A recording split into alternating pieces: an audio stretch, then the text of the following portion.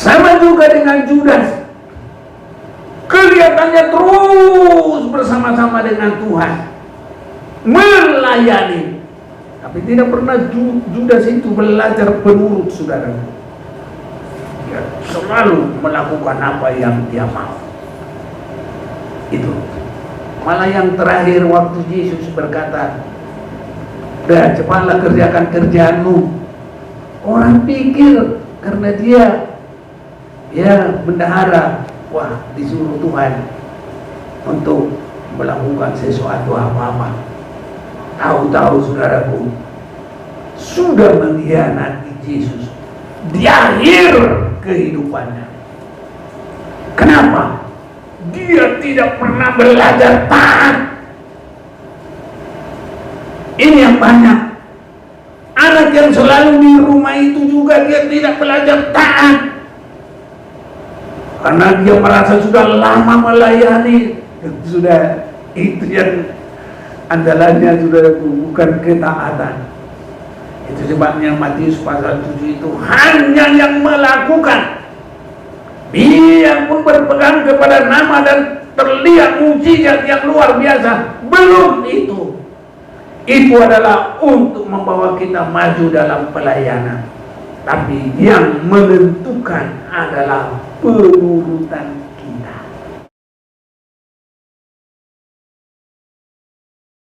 Saya mau mengajak kita membaca firman Tuhan.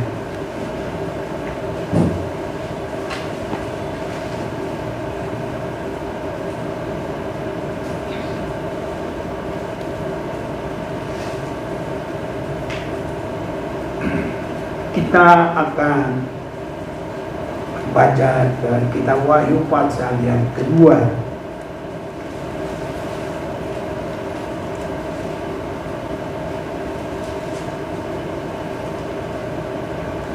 Mulai ayat yang ke-12. Berbahagia yang membaca mendengar firman Tuhan.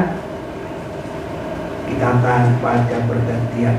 Saya baca 12, saudara-saudara secara sehati serentak membaca 12, 13, dan nanti kita sampai kepada ayat yang ke-17 saja.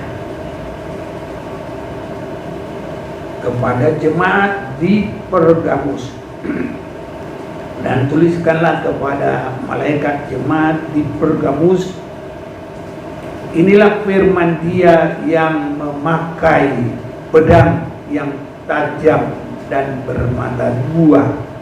Aku tahu di mana engkau diam, yaitu di sana, di tempat kata Yesus, dan engkau berperang kepada namaku, dan engkau tidak menyangkal imanmu kepadaku, juga tidak pada zaman Antipas saksiku, yang setia kepadaku, yang dibunuh di hadapan kamu, di mana iblis dia. Tetapi aku mempunyai beberapa keberatan terhadap engkau. Di antaramu ada beberapa orang yang menganut ajaran Bileam, yang memberi nasihat kepada Balak untuk menyesatkan orang Israel supaya mereka makan persembahan berhala dan berbuat zina. Demikian juga ada padamu orang-orang yang berpegang kepada ajaran pengikut engkau. Sebab itu bertobatlah, jika tidak demikian aku akan segera datang kepadamu, dan aku akan memerangi mereka dengan pedang yang di mulutku ini. Siapa yang bertelinga hendaklah ia mendengarkan apa yang dikatakan Roh kepada jemaat-jemaat. Dan siapa nama padanya yang akan memberikan dari mana yang tersembunyi, dan aku akan memberikan kepadanya batu kuning yang di atasnya tertulis nama baru, yang tidak diketahui oleh siapapun selain oleh yang menerimanya. Baik, kita mau nyanyikan dulu tadi pujilah aku ya. Ya, kita nyanyi dulu. Pujilah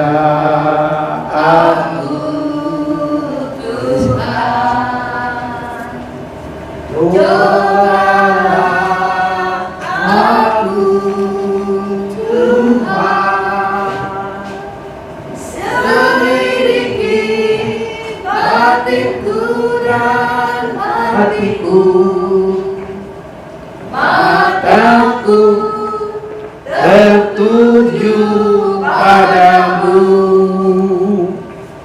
Aku cinta padamu, Tuhan.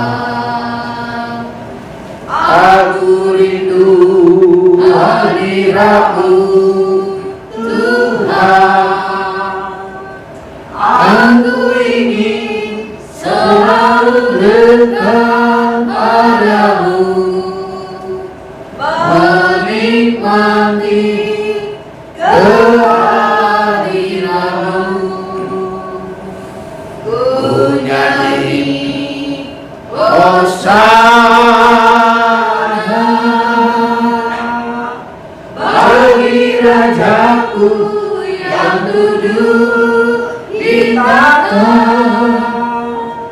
Aku muliakan dan ku agungkan, Kaulah yang disembah. Ku nyanyi Hosana bagi Rajaku yang duduk di tahta. Aku muliakan dan ku agungkan, Kaulah yang disembah, Kaulah yang disembah, Kaulah yang disembah. Biar ini kerinduan kita selalu dekat dengan Tuhan dan menyembah Dia, dan kita boleh berkenan kepadanya. Sidang jemaat di Pergamus ini, dia kuat menghadapi segala ujian dan cobaan, sehingga kita perhatikan di sini. Aku tahu di mana engkau diam, yaitu di sana, di tempat tahta iblis, dan berpegang kepada namaku. Jadi di tempat tahta iblis. Saudara-saudaraku, kalau kita bisa membayangkan ini, jadi sudah benar-benar bukan hanya di satu tempatnya, tapi itu sudah di kerajaannya. Jadi lengkap di situ, karena tahta itu ada juga bawahannya iblis, saudara-saudara yang kasih. Tapi jemaat di Pergamus ini selalu berpegang kepada nama Tuhan. Apa yang kita mau perhatikan di sini, berpegang kepada nama Tuhan, itu kuasa Tuhan, ya, dalam namanya mengusir setan. Kita boleh baca dulu di dalam Markus pasal yang ke-16.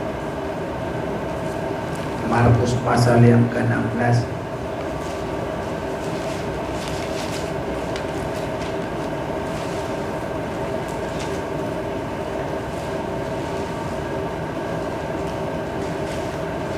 Ayat yang ke-17. Tanda-tanda ini akan menyertai orang-orang yang percaya. Mereka akan mengusir setan-setan demi namaku. Mereka akan berbicara dalam bahasa-bahasa yang baru bagi mereka.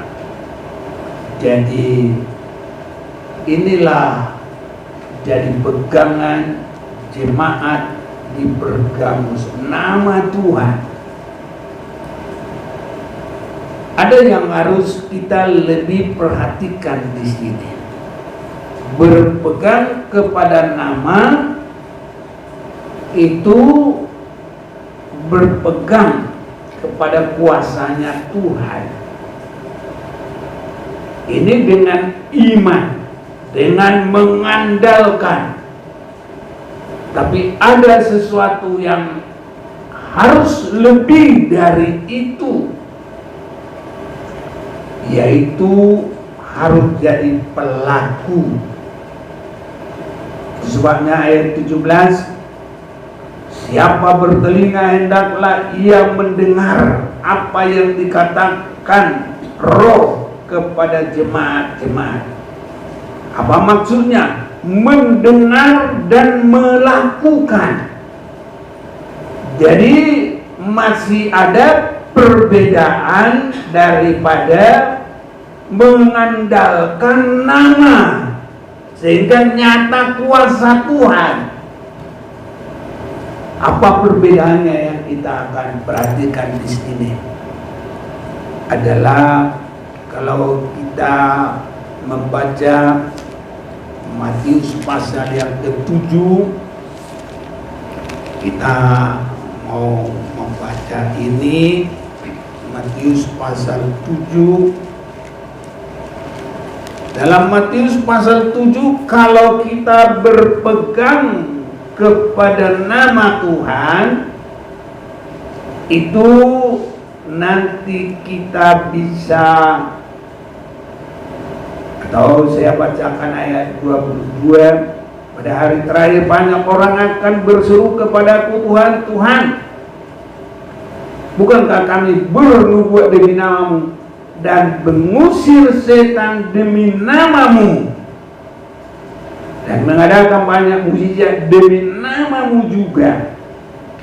Jadi mengandalkan nama, berpegang kepada nama itu, ada pelayanan, dan pelayanan yang hebat, bisa mengusir setan dan mengadakan banyak mukjizat demi nama itu tadi, nama Tuhan. Tetapi kalau untuk masuk hidup yang kekal, harus ada satu lagi: mendengar dan melakukan.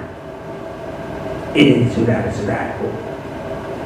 Itu sebabnya ayat 21 itu, bukan setiap orang yang berseru-seru kepada Tuhan, Tuhan akan masuk ke dalam kerajaan surga, melainkan dia yang melakukan kehendak Bapakku yang di surga.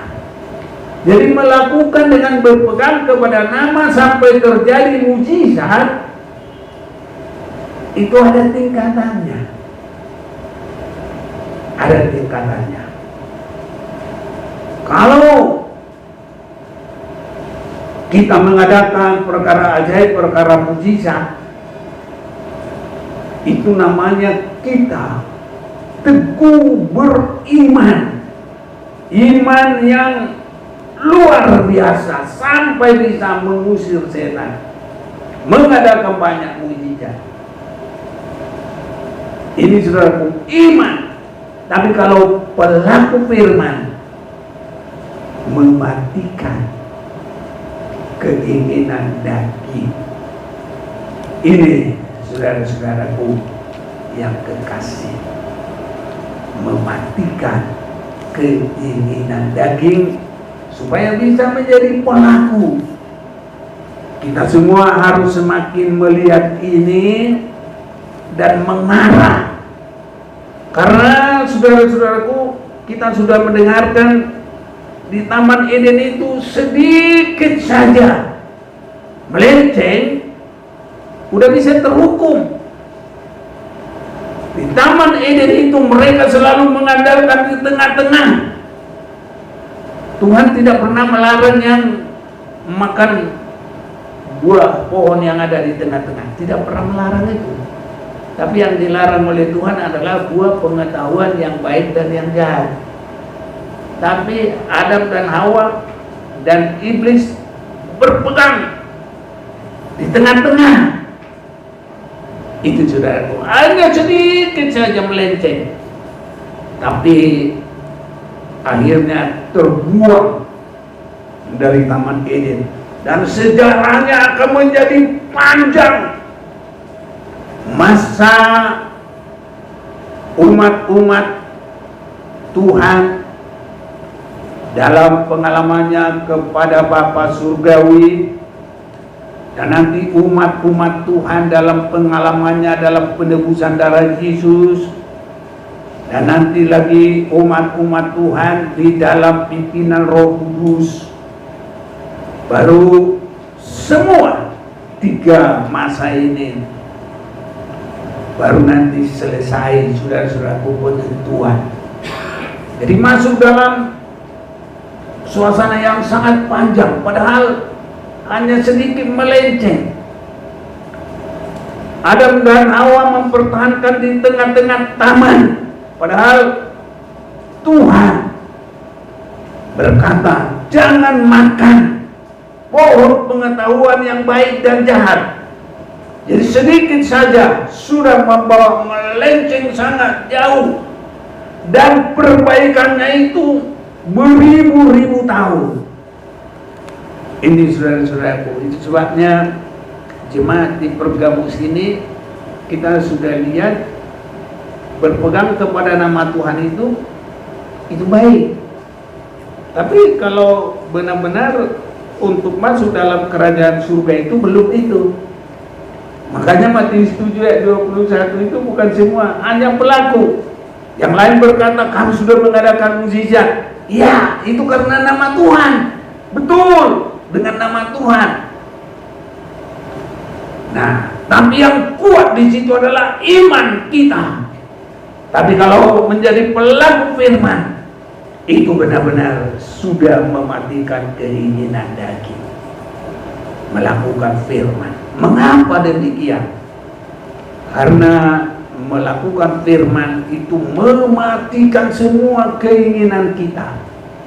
Sama dengan Yesus dalam melakukan kehendak Bapa itu, semua keinginannya itu habis. Makanya semua orang yang diberkati Tuhan dibawa kepada mematikan keinginan untuk bisa melakukan firman Tuhan. Sebabnya Abraham itu kalau dia dimintain duit mudah, saudara-saudaraku.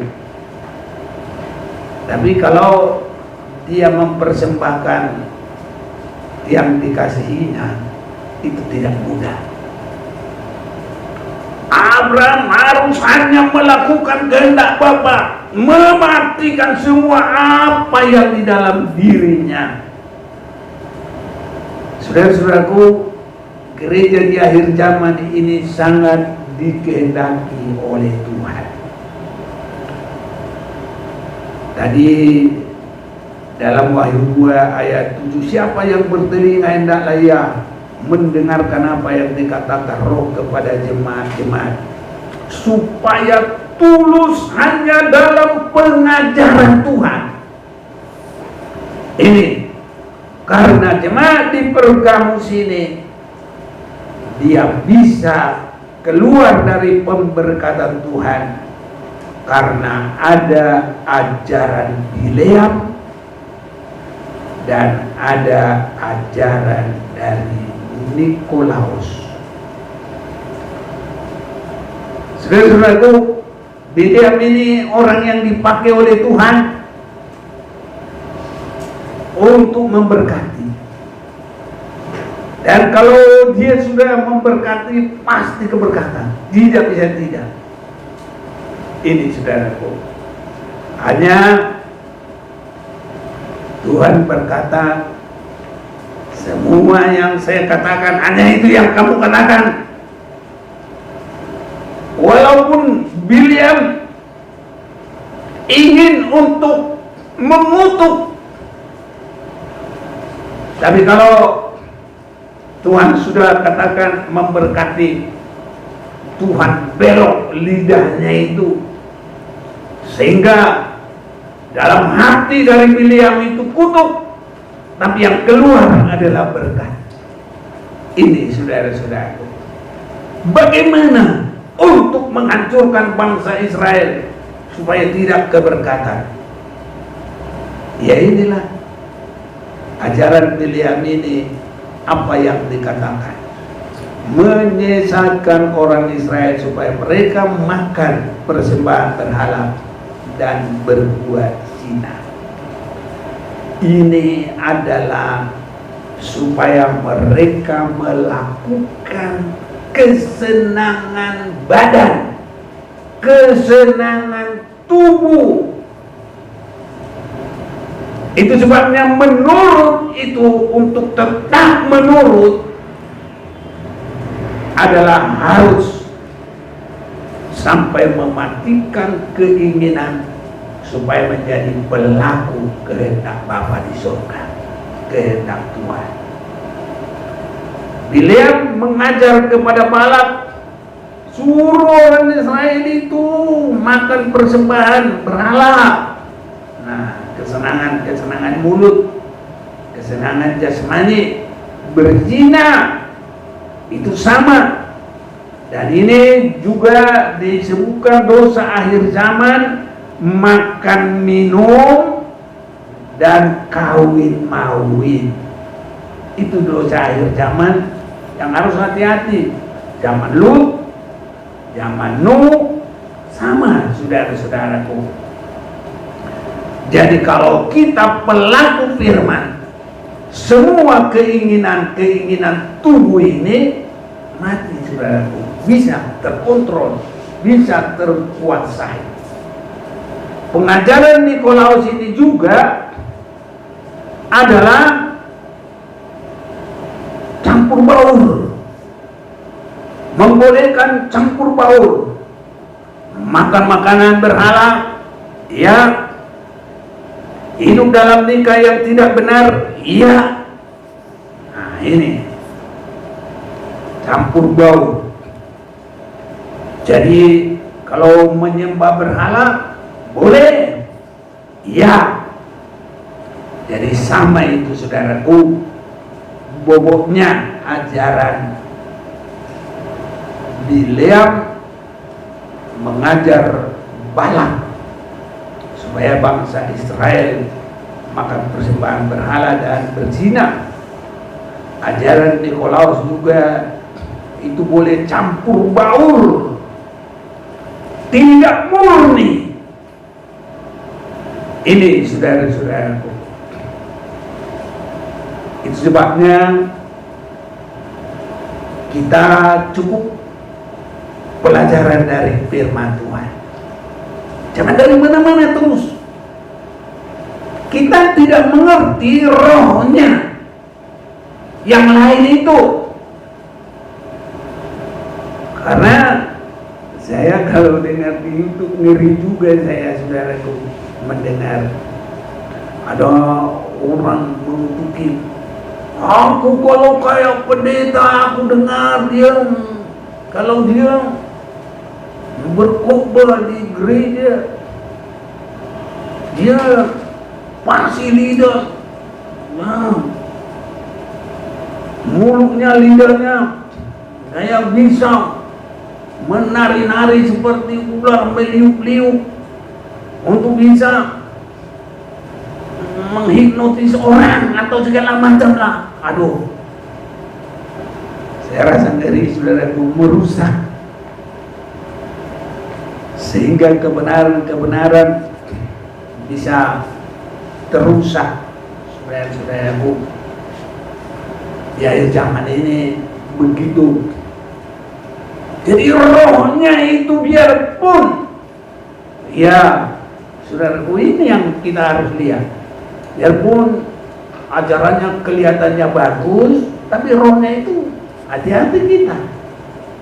Kita nggak mengenali itu rohnya dia.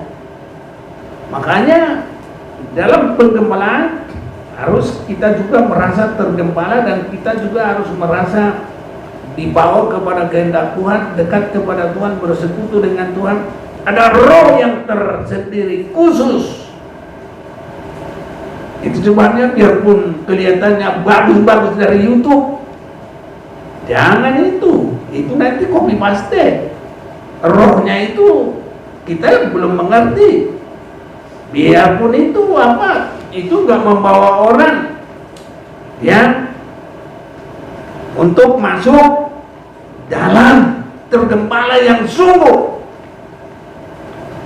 Ya, karena Bileam ini sebenarnya dia nabinya Tuhan yang hebat, tapi lama-lama rohnya dia itu, saudaraku, bisa juga berubah, saudaraku, ya. Dan apa yang terjadi? Dia sudah mengajar Bileam. Dia memberi nasihat kepada Balak untuk menyesatkan orang Israel supaya mereka makan persembahan berhala dan berbuat zina. Jadi walaupun kelihatannya bagus, saudara-saudaraku, tapi tetap itu tidak mematikan keinginan daging. Nah ini malah mengumbar keinginan daging. Itulah ajaran yang menyesatkan orang Israel supaya mereka makan persembahan berhala dan berbuat zina. Jadi itu makan minum yang salah dan kawin mawin yang salah. Itulah yang hebat di akhir zaman ini. Itu sebabnya, saudaraku, roh itu harus menurut kepada kebenaran firman. Mulai dari di tempat iblis itu sudah sangat baik, tapi jangan nanti kepada keinginan daging, dibawa kepada kesenangan tubuh, makan minum dan kawin mawin. Kesana nanti akhirnya, saudaraku. Jadi tidak bisa salah-salah begitu saja, saudaraku. Harus sampai kita berdoa firman yang menjadi daging. Ya, ini penggembalaan. Jadi kalaupun kita mendengarkan banyak orang pasti tidak apa semua, tapi belum tentu kita mengerti rohnya yang sesungguhnya. Apa roh yang sesungguhnya? Dari awalnya harus karena mengasihi Tuhan. Dari awalnya harus sudah memiliki roh yang teruji mematikan keinginan. Harus sudah ada roh yang teruji penurutan kepada firman. Banyak sekarang ini, saudaraku, memang bagus sekolah teologi, lulus langsung di belakang meja dapat gaji sekian. Nah, bagus, saudara-saudaraku. Berkhotbah juga bagus karena sudah menghafal ayat-ayat ini. Tapi benar-benar mati keinginan dagingnya. Nah, itu belum tentu. Nanti itu bisa langsung ya terkena kepada ajaran-ajaran ya Bileam. Tadi Wahyu 2 ayat 14, tapi aku mempunyai beberapa keberatan terhadap engkau di antaramu. Ada beberapa orang yang menganut ajaran Bileam, memberi nasihat kepada Balak untuk menyesatkan orang Israel supaya mereka makan persembahan berhala dan berbuat zina. Jadi makan minum, kawin mengawinkan. ke sana nanti ajaran beliau. Beliau ini tadinya bagus sekali, saudara-saudaraku, ya, bagus sekali. Tapi masih tetap dia tergiur kepada istilah sekarang, saudaraku, ya, bisa disuap, bisa disogok, saudara-saudara itu. Pertamanya dia menolak, tapi kalau Balak itu meningkatkan, akhirnya dia maju, pergi juga dia, sampai ditegur oleh apa? Keledai, keledai sudah melihat bahaya. Tapi orang kalau sudah matanya ditutupi duit, nggak melihat lagi, saudara-saudaraku.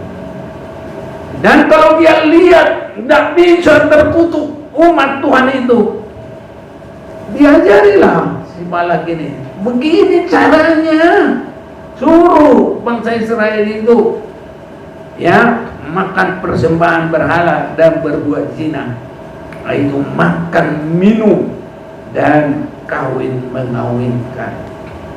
Itu, saudaraku. Jadi tidak mematikan keinginan daging, justru mengumbar keinginan daging. Itu yang banyak, saudara-saudaraku, di akhir zaman ini, ya. Jadi kita sudah melihat dalam Lukas pasal 15, seorang anak yang sulung itu selalu bersama-sama dengan bapaknya, tapi tidak jaga. Dia memiliki hidup yang tergembala, sehingga pada akhir untuk masuk dalam pesta itu dia melawan, saudaraku, menolak. Nah, ini sangat berbahaya ini. Sama juga dengan Judas, kelihatannya terus bersama-sama dengan Tuhan, melayani, tapi tidak pernah Judas itu belajar penurut, saudara. Dia selalu melakukan apa yang dia mau. Itu malah yang terakhir waktu Yesus berkata, "Udah, cepatlah kerjakan kerjaanmu." Orang pikir karena dia, ya, bendahara, wah, disuruh Tuhan untuk melakukan sesuatu apa-apa. Tahu-tahu, saudaraku, sudah mengkhianati Yesus di akhir kehidupannya. Kenapa? Dia tidak pernah belajar taat. Ini yang banyak. Anak yang selalu di rumah itu juga dia tidak belajar taat, karena dia merasa sudah lama melayani. Sudah, itu yang andalannya, saudaraku, bukan ketaatan. Itu sebabnya Matius pasal 7 itu hanya yang melakukan, dia pun berpegang kepada nama dan terlihat mujizat yang luar biasa, belum itu. Itu adalah untuk membawa kita maju dalam pelayanan. Tapi yang menentukan adalah penurutan kita. Banyak sekali, saudaraku, hilang penurutan. Banyak yang menjadikan tidak bisa menurut lagi. Keinginan daging, makan minum, yang kawin-mawin, dan termasuk rasa sombong. Seperti Lucifer, gak ada penurutan sama sekali. Perlawanan ada, ingkar ada, menyamakan diri dengan yang maha kuasa ada, rendah hati hilang, sehingga penurutannya hilang. Ini, saudara-saudaraku, itu sebabnya biarlah Tuhan tolong kita. Kalau ada firman yang disampaikan, kita harus taat ke sana. sampai kita seperti Yesus kepada firman itu.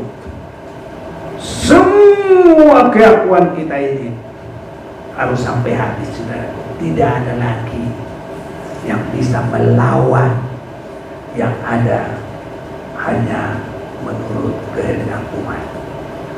Mari kita mau datang kepada Tuhan, kekudusan Bapa.